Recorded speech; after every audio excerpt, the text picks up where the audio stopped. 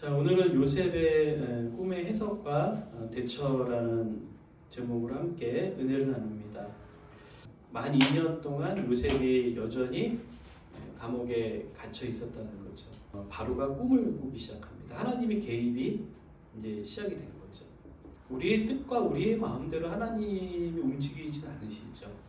하나님의 뜻에 나의 삶을 조율하는 거, 그게 우리 인생의 가장 중요한 핵심이죠. 그래서 우리 신앙에서 좋은 중요한 성품 중에 하나가 인내입니다. 인내는 성령의 성품이죠. 하나님도 우리를 향해서 오래 참으시고 기다리셨죠. 바로의 꿈은 애국 왕실의 굉장히 중요한 사건이었죠.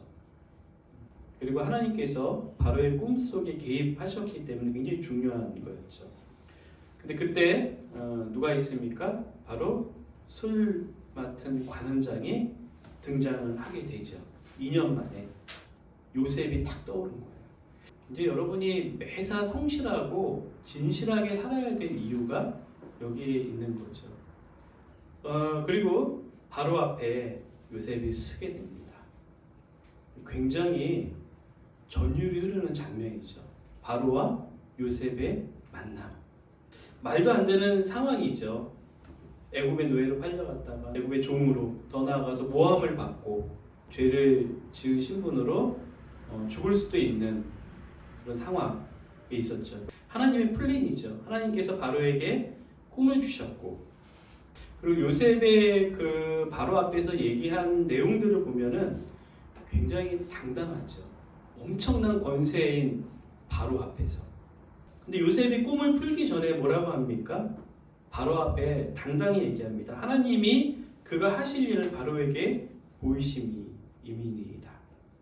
그러니까 이 꿈은 그냥 바로 당신이 그냥 꾼 게 아니라 하나님이 주신 꿈이다.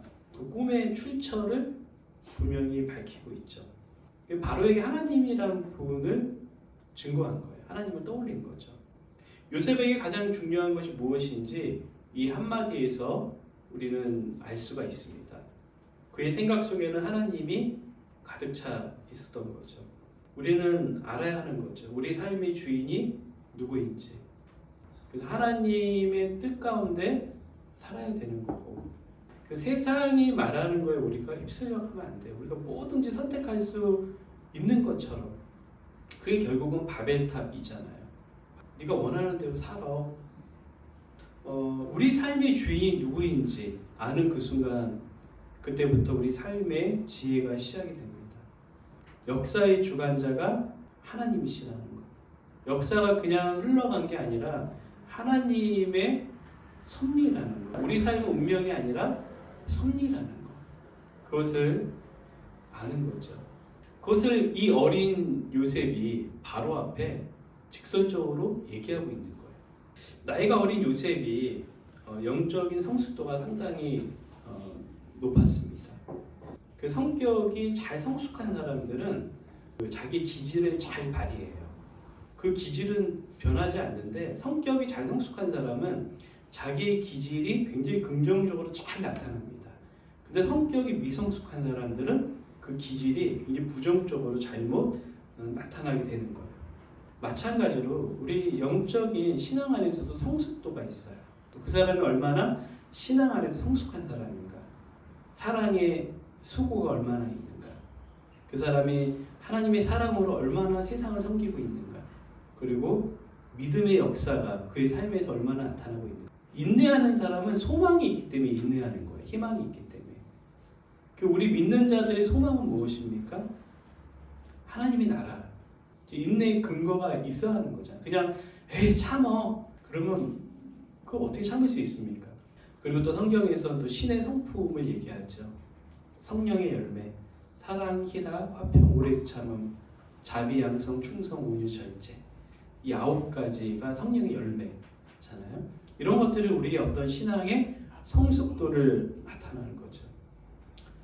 요셉은 굉장히 신앙적으로 어린 나이임에도 불구하고 성숙한 사람이었다는 거예요. 크리스천은 인생을 잘 사는 사람이에요. 그래서 물질적인 가치보다는 영적인 가치, 더 추구하는 거예요. 정신적인 가치를 더 추구하고. 여러분이 눈 뜨고 살아가는 모든 세상이 다 물질적인 가치로 충만해 있죠. 이 세상에서 우리가 어떻게 영적인 가치, 정신적인 가치를 추구할 것인가. 그래서 독서를 좀 해야겠죠. 그렇죠? 책도 보고 그리고 성경을 가장 중요하게 보고 매일매일. 요셉이 바로의 꿈을 듣자마자 우리 같으면 잠깐 생각하시가지고 주세요. 이렇게 얘기할 수 있잖아요. 근데 정말 1초의 망설임도 없이 바로의 말이 끝나자마자 당신의 그 꿈은 하나님의 하신 일을 보여준 것입니다. 굉장히 담대하지 않나요? 굉장히 확신에 차 있지 않나요?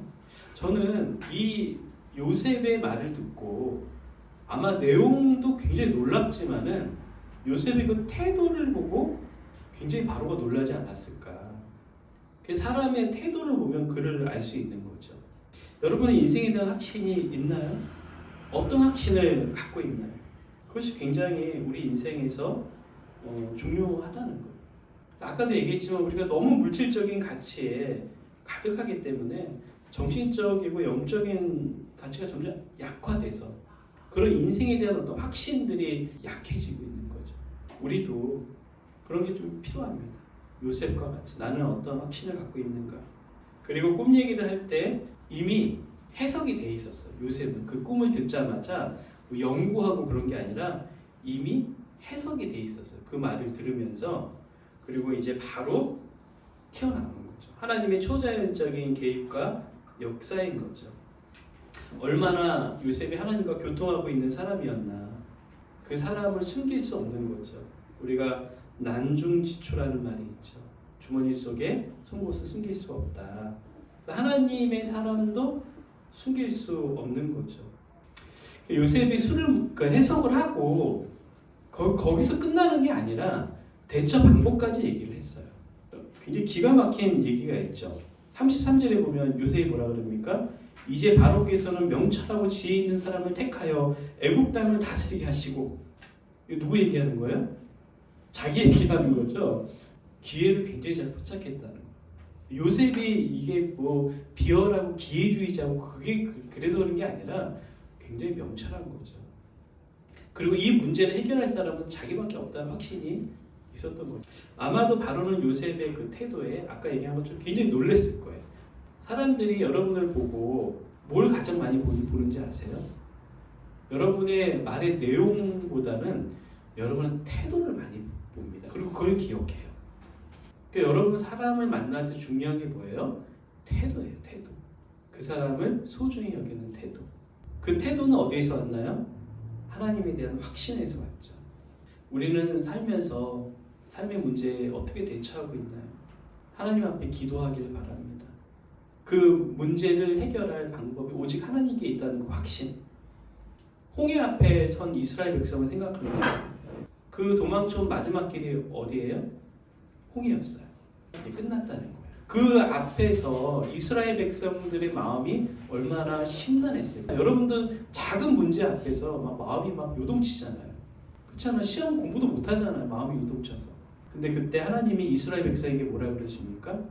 너희는 오직 잠잠히 서서 내가 오늘날 너희를 위해서 향하는 이 구원을 바라봐라. 나를 바라봐라. 하나님은 이스라엘 백성이 단순해지길 원하셨어요. 그 마음을 모아서 나를 바라봐라. 그 마음을 지키길 원하셨어요. 우리 인생에서 중요한 게 뭐냐면 마음을 지키는 거예요. 여러분 학교에 있든 직장에 있든 어디에 있든 마음을 지키는 건 단순해져야 돼요. 하나님을 바라볼 때, 하나님 말씀에 붙들려 있을 때 여러분 단순해집니다. 어떤 상황 속에서도 여러분 오직 주님만을 바라볼 수 있길 바랍니다. 요셉의 삶의 방식이었어요. 그게 우리 모두 그런 신앙의 성숙한 자들이 될 수 있기를 주의 이름으로 축원합니다. 함께 기도합니다.